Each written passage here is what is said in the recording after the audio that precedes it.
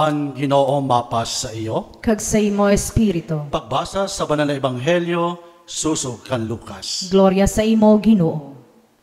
Sadto na panahon, nagsabi si Jesus sa iya mga disipulos, "Aramon niyo ini na kunaramsan tagbalay, kung saan o mag-aabot ang kawatan, dili siya magapabaya na malabtanan niya balay, kamuman maginandam. Tungod kay sa oras na dili niyo ginahuna ang anak sang tawo mag-aabot." Nagsabi si Pedro, "Ginoo, sa amon mo ba ginasurmaton ini na parabola o sa tanan?" Nagsabi ang Ginoo, "Sino sa paghuna niyo ang malunot kag madunong na katiwala, napapaniwalaan sang Ginoo sa niya mga surugoon. Ako dihatag niya sa inda ang rasyon sang trigo sa tama na panahon. Palada nina na surugoon na pagabot sang Ginoo, maabtan na nagahimo sinsugad. Talagang ginasabi ko sa iyo, papaniwalaan siya sa tanan niya na kasadirihan. Pero kung magsabi ina na surugoon sa niya sa diri, madugay pa ang Ginoo ko, kad magtuna siya pangbahog sa mga surugoon na lalaki, kaguripo na babae, pagkaon, paginom, kag pagubog. Mag-aabot ang Ginoo sa nanasurugoon sa adlaw na dili niya ginalauman, kag sa oras na dili aram. Kakastiguhan siya sin grabe kag ibubutang na, kaupod sa mga warasin pagtuod. Pero ito nasurugoon na araman kagustuhan sa niya amo, pero dili nagaandam o naghimo sa niya kagustuhan, bubunalan sinda mo na beses. Ang dili maaram, pero naghimo sa mga bagay na tungod sina bagay siya na bunalan. Makabaton sinjutay na bunal. Ang ginatagan sindamo, susukuton sindamo. Kag ang ginapaniwalaan sindamo, hahanapan sindamo. Mga kaigmanghudan, ang Ebanghelyo san Ginoo. Pagumaw sa imo, O Kristo. Paliho po sa pag-ingkod sa pagpamati sa humiliya.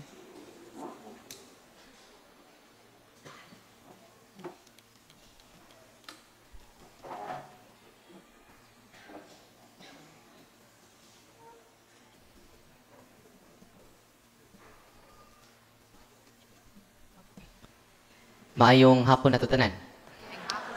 God is good. All the time. Sa ito Ebanghelyo, ako'y nasabtan. Mas baten yun. Pero, ang highlight sa Ebanghelyo nato, about sa pagpangandam. Ang matud pa ni Bishop Abet, ang napakyas sa pagpangandam, nangandam sa iyang kapakyasan. Unsa to? Ang napakyas sa pagpangandam, nangandam sa iyang kapakyasan. O nga, sa Ebanghelyo nato karon, kung kita dili mangandam, kay ang langit is a prepared place for a prepared individuals. Ang langit alang sa nagpreparar og nangandam. Unang challenge ni Kristo nato karon, nangandam bata? O nagbuhat bata sa iyang mga pagtulunan. Matud pa sa Ebanghelyo nato karon, ang sulugoon nga nasayod unsay buot ipabuhat kaniya sa iyang mga agalon apan dili mag-andam, silutan sa daghan nga latos. So dunay reality of punishment. Ang atong sala nga gamay, doon na po na siya corresponding nga silot. Dunay duha ka klase nga silot.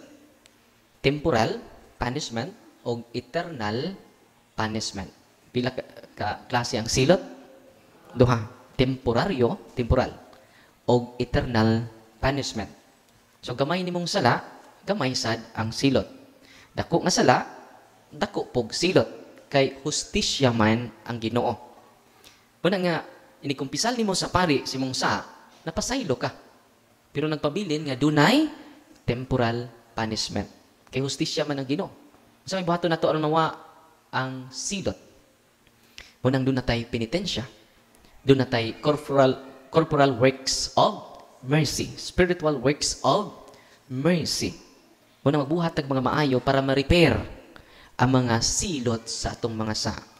E Father, nga numang magpamisa pamanta, nga bag-o man itong nangumpisal, nang matay. Tungod kay, ang sala mo'y napasaylo, pero ang silot, kinahanglan pa bayaran. Yung saan man ang pagbayad sa silot na to, munang dunay gitawag indulhensya. Unsa? Indulhensya. Unsa may indulhensya? Indulhensya, Father, indulgence. Unsa po indulgence? Indulhensya.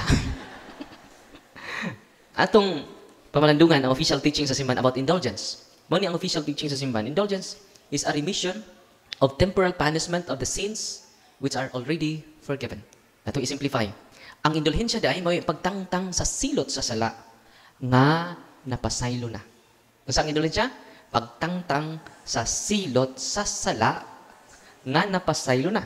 You cannot enjoy indulgence without forgiveness of sins. So connected siyang plenarya indulhensya sa sacrament of confession.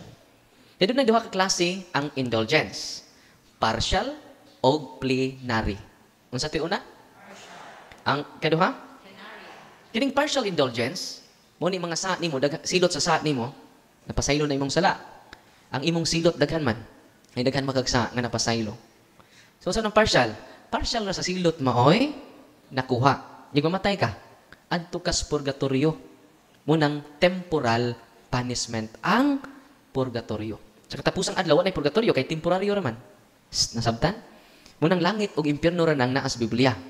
Kay eternal reward ang langit, eternal punishment ang impyerno. Ang purgatorio temporal. Munang di siya eternal. Temporaryo raman siya nga silot. Nakaron. So, kung di nato mabayaran nato mga silot dinis kalibutan, antud ta sa purgatorio. Nya kung pananglitan dagko ng siluta, antud ta sa impyerno. Nakaron. Unsa man ning plenary indulgence? Mo ni mo mga sala dagko kaayo, o po ni mo mga silot dagko kaayo. Kung makadawat kag plenarya indulhensya, tanang silot sa imong sa mapapas. Ay, asa ganahan nyo? Para siya, plenarya. O, maningog ng uban. Asa ganahan nyo? Plenarya or partial? Na, karon pangutana, unsaon na to pag-avail sa plenarya indulhensya? Ready na mo? Kung maka-avail mo, karong adlaw, o plenarya indulhensya, di na mo maaging purgatorio, matay mo ron. Simbak ko ka, Father. No. Uy, anytime ta mamatay. Sa Hub 4:20, doon ay makita na to sa buntag, doon ay makita na to sa udto, pero mahitingahan na lang kita sa kagabion, gihaya na. Father, nagkatawa-katawa pa to ganin ng buntag. Pagkaudto ng libak pa to, Father. Pagkagabi na tigbak man. Makarelate mo ron, nakita pa may ganin ng buntag, Father. Nagtampad pa dyan may ganin ng buntag. Arina, Father. Namatay man, oy. Pari atong namista mi, itong October 6, dito sa Lila, Bohol. Dahil anak sa among kaubayan, 16 years old. Nagtabi-tabi mi, nagtapad mi. Namatay siya, October 13. Kalit na kayo, 16 years old. Nagtapad pa mi. Grabe, no? Tanawan yung tapad. Tanawan yung tapad. O niya, tutuki. Ing na nga, basi katapusan na natong tapad. Simba ko ka, Father. Simba ko ka. Ikaw untay maunang paria ka. Magdungan to, eh. Saan na to pag-enjoy sa plenary indulgence? Una, muna yung instruction sa simbahan. Paminaw mo. Hindi na mo maging purgatorio. General intention to obtain plenary indulgence. Sa tayo unang kondisyon? General intention to obtain plenary indulgence. Kinahanglan imong tinguhaon. Doon na kay intention general. Kaya imong dawaton ang plenarya indulhensya. Na may bagong gi-ordinahan ganina, no? May bagong gi-ordinahan. Pila ka buk gi-ordinahan? Duha. Pangita mo sa katamisan nila kay nahay plenary indulhensya ang hatag sa simbahan. Nakaroon. Unsa tayo una? General intention, nga makadawat ka plenarya indulhensya. Ikaduha, doon na kay general confession. Imong ikumpisal ang atong mga sala. Katong uwaw kayong sa, iuna itong kumpisal. Kay, uwaw maning duha, eh. Kinilang tulo akong ikumpisal. Taguan sa rin akong duha. Kay general, kining, dili all-embracing ang imong confession. It should be all-embracing. Tanan natong sa atong, labi natong dangadagko kayo. Iuna dyan itong kumpisal. General confession. Unang nana ka sa state of grace. Kaya nakakumpisal naman ka. Nasunod, musimba ka anang adlaw. Okay? Mukalawat ka sa lawas ni Kristo. Unya, buhato ni mo ang ipabuhat sa simbahan. Musa may ipabuhat sa simbahan? Kanang kanta misa. Unang misa sa bagong napare. Naiduha maron. Pangutan na mong Father Canus ang kanta misa. Kay muhatag ang simbahan og plenarya indulhensya kung mo-attend ka sa unang misa sa bagong giordinahan. Pananglitan, makonflict sa inyong schedule, doon na pa, November 1 to November 8, mobisita mo sa inyong mahal sa kinabuhi ngadto sementeryo. Uy. Asa ganahan ninyo? Sila'y mamisita ninyo? Or kamoy mamisita? Una, from November 1 to November 8, kana ha? Doon na kay general intention? Paminaw mo? Ikaduha, nangumpisal ka? Na ka sa state of grace? Ikatulo, musimba ka? Mukalawat? O ikalima, buhata ang ipabuhat sa simbahan. Moto. Unya ikaunom, i-appeal nimo ang intensyon sa Papa. Unsa intensyon sa Papa, imong i-appeal. Yan ang buhana. Yung ka, akong i-appeal ang intensyon sa Papa. Mag-ampo ka, unsa imong puon, unsa ka manamo, unsa ka maghimaya ka Maria, o himaya samahan. Uy. Kung imo nang buhaton from November 1 to November 8, you will receive plenary indulgence. Uy. Karon po mo na ibaw aron, sa hapit na lang may mamatay pa no. Unya mamatay mo ng November 1 o November 8. Yan ang kadawat mo. Wa ko magduha ni kay official teaching man ni sa simbahan, di man ni ako. Kung makadawat mo plenary, mao ni i-share ninyo sa inyong anak. Mga marites ra pud mo kutob. May rason. Kini may share ninyo. Kinahanglan kita makadawat og plenary indulhensya. Mamatay ka na, kay mga matay matang tanan, apil ning nagwali. November 1 to November 8. Nya maka-avail kag plenary indulgence, mamatay ta na, ang imong kalag, sutoy kayo, murag kwites. Yung San Pedro rito, di na makamagig purgatorio. Kuan nga, anak kayo, no? Yung San Pedro, busy kayo dito, tanaw-tanaw sa libros kinabuhi, makurat si San Pedro. Hoy, kinsa ka? Nga nung makamuagig purgatorio. Ina na San Pedro, plenary indulgence nyo. O, tinuon na. Asa ginahan nyo? Partial, plenary? Oh. So, posible kung nato na pamalandungan, November 1 to November 8, busy mi anak. Dili lang panahon sa Lent season. Kay, nihatag man ng simbahan o plenarya indulhensya anak. Nya kanang Lent pod, mo apil mo sa tibok koan, kanang Via Cruces, City Palabras, kana. You receive plenary indulgence. Huwag mo kalibutan, pitok-pitok lang yung mata. Doon sa mga mo ipanghimo, sunod-sunod na ka, wak kayo nasabtan, no? Nasangyawan po kag born against, no? Sira po kag against sa simbahan. Nalurong na imong hunahuna. Una nga, you cannot appreciate the mystery of our faith. Sige na ka-complaints. Kung mo na nahitabo, natong tanan, libo-libo ka mga Katoliko, may kalibutan ni Ana. Unang palit mo o CCC. Dana ba mo yung CCC? Paano kayo magsisisi? Magsisi mo. Catechism of the Catholic Church. Bawat family, na-JCCC. Una ang official teaching sa simbahan. Saan yung ibang basa di ay? Basa mo. Aron ma-inspire ta sa atong pagtuo. E kung wala tayo tuntuon, ang mga maestra, nagmasteral, pila katuig, nagdoktorate pa. Sa kaalam o kinaadman aning kalibutan na. Ni Google tagtaas ng panahon. Pero sa panahon o sa kinaadman sa Ginoo, Brad, natay seminaron, busy. No. Doon natay Bible study ron, busy. Masa may minig busy? Acronym ba yan ng busy? Iba mo sa minig busy? Being under Satan's yoke. Sa tayo minig busy? Hindi mong tapad, busy ka. Wala nga, maglumba taron, pagbasa ka, sa pagtulunan sa simbahan, kayo mo na kidaadman sa langit. Okay? Asa ganan nyo? Partial? Plenary? Okay. Pakuntahan na mo kanus ato magkatamis atong duha. Kaya nihatag siya og plenarya indulhensya. Di pa kuilain. Pag uni karon nagula sa Vatican, gikan sa Commission on the Doctrine of Faith sa Vatican, nihatag gapon siya plenarya indulhensya kung ang family mag-ampo sa Santos nga Rosario. Tibuok pamilya mag-ampo. Naghatag gapon siya. So everyday makadawat kag plenary indulgence. Una, muhimo kag bisita sa Adoration Chapel 30 minutes. Tuminaw. Nabay Adoration Chapel na to? No. Mabisita ka 30 minutes. Maka-avail kag plenary indulgence. As long as, sa itong unang kondisyon, general intention. Ikaduha. Kung nakakumpisal na ka, no? Ay, si kumpisal. Kumpisal naman ka. No? Kung nakasana po kag dako, kumpisal na po. Ya, ay lang dyan mo palit sa misa. Kaya ka na mga ginagmay niyong pagpanglibak, pagpamantay, no? Mapasaylo na before magsugod ang misa.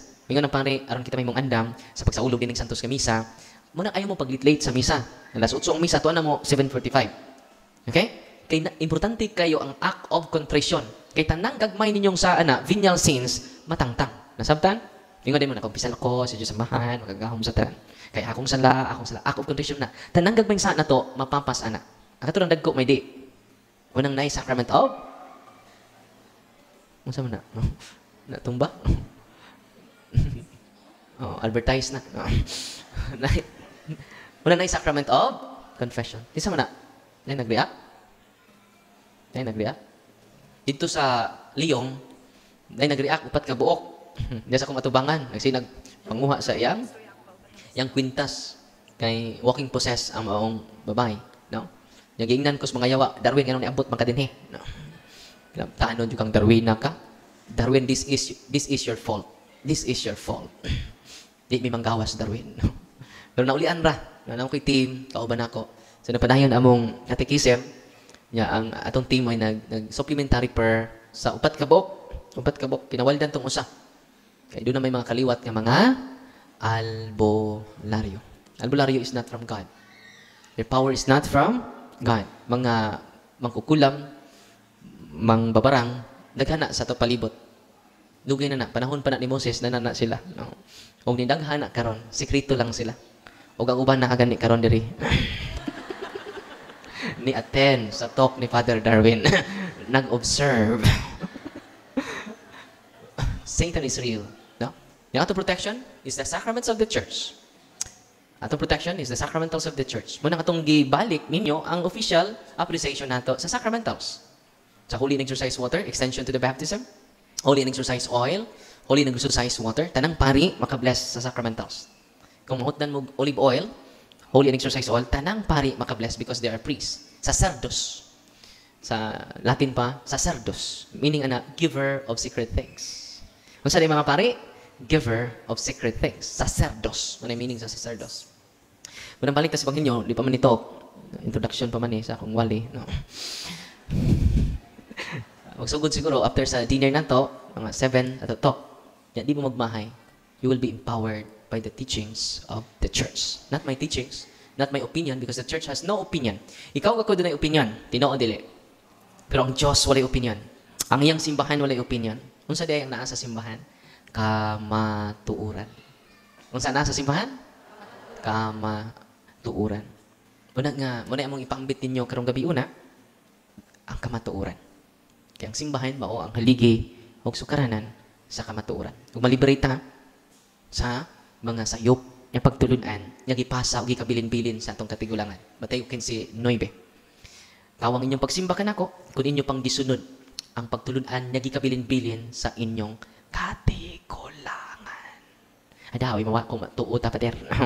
Sa gisulti ni Kristo, kawang ng akong pagka-pari, kawang ng inyong pagka-minister, kawang ng inyong pagka-choir, kawang inyong pagka-charismatic, kun inyo pang gisunod ang pagtulunan nga gikabilin-bilin sa inyong katigulangan.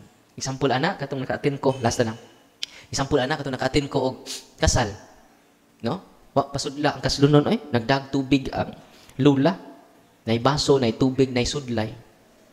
Gikutaw ang sudlay sa tubig. Nya pag magkutaw gisudlay sa bana, gikuha ang kuto kuyamad lusa kato.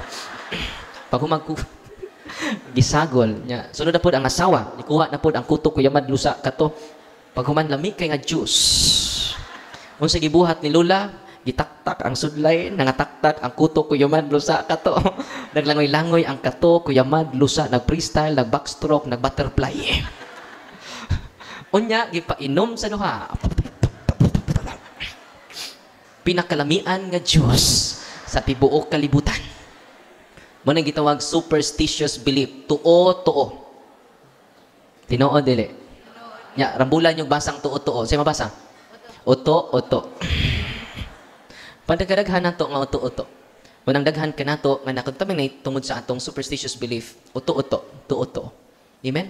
Muna nga atong hinluan ang mga sagmay nga mga viruses sa atong mga practices nagikan sa atong katigulangan aron dili nato ma-promote ang atong tuo. Yan si Kristo aron paglig-on sa atong pagtuo. Og pinaagi na kita makapangandam. Kung balik ko nako ang isulti ni Bishop Abet, ang napakyas sa pagpangandam, nangandam sa iyang kapakyasan.